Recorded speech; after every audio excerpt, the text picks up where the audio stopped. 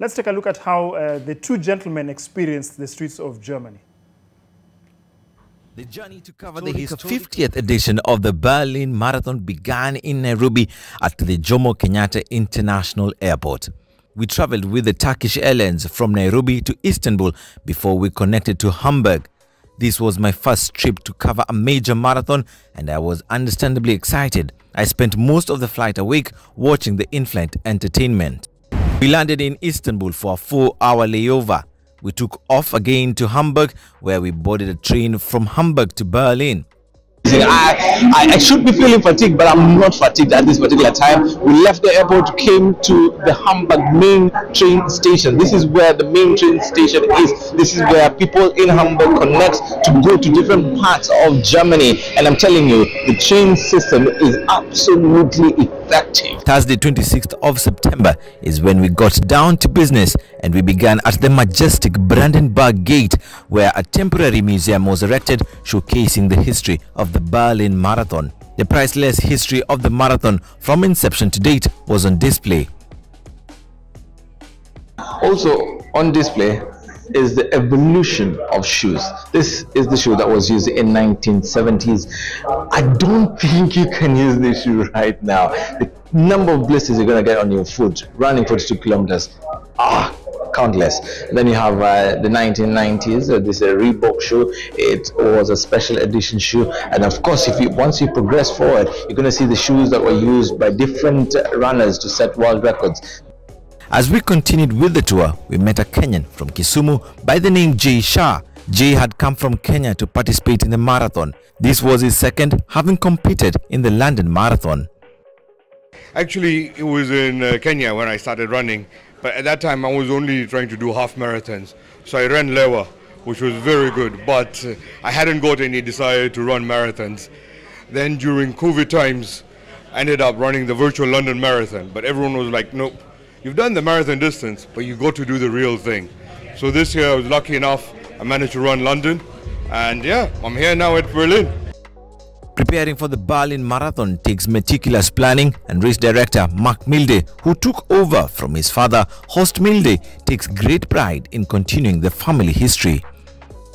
Well, it means a lot to me. It has been a part of my life as long as I can remember. I mean, it has been growing to more importance in recent years because it's my passion to work for this and to do it, to organize this race.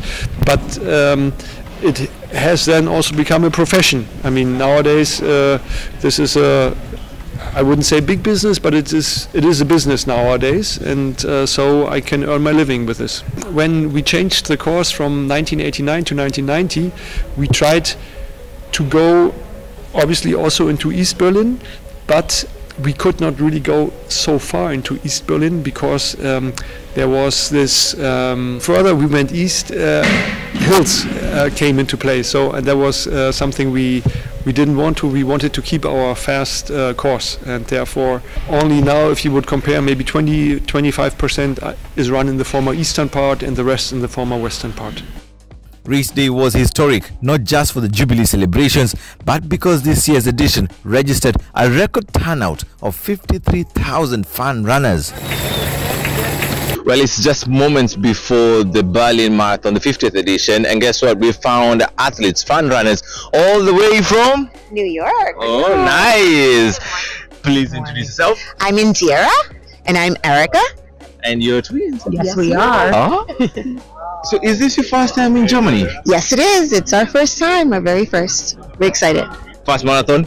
It's not the first marathon. We've done New York. I've done Philly.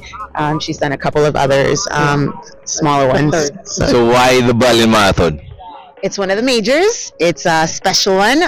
It's a beautiful country, beautiful city. So we just wanted to kind of do this. Yeah, it's definitely on the bucket list of things to do. We're trying to complete the 6 major marathons. So we keep each other motivated.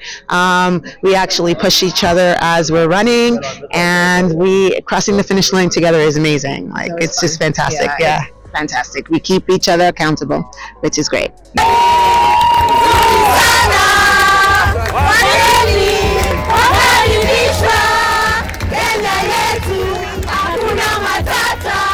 Kenyans living in Berlin showed their support for the Kenyan contingent chasing glory in the German capital, led by the Kenyan ambassador to Germany, Stella Mokaya.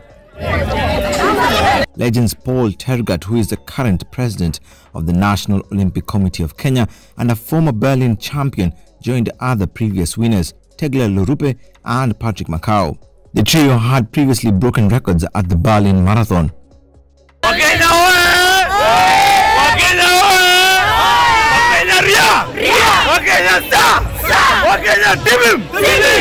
For the 2024, no record was broken, but it was a memorable outing for Cyprian Kotut, who finished second. Danke, Berlin.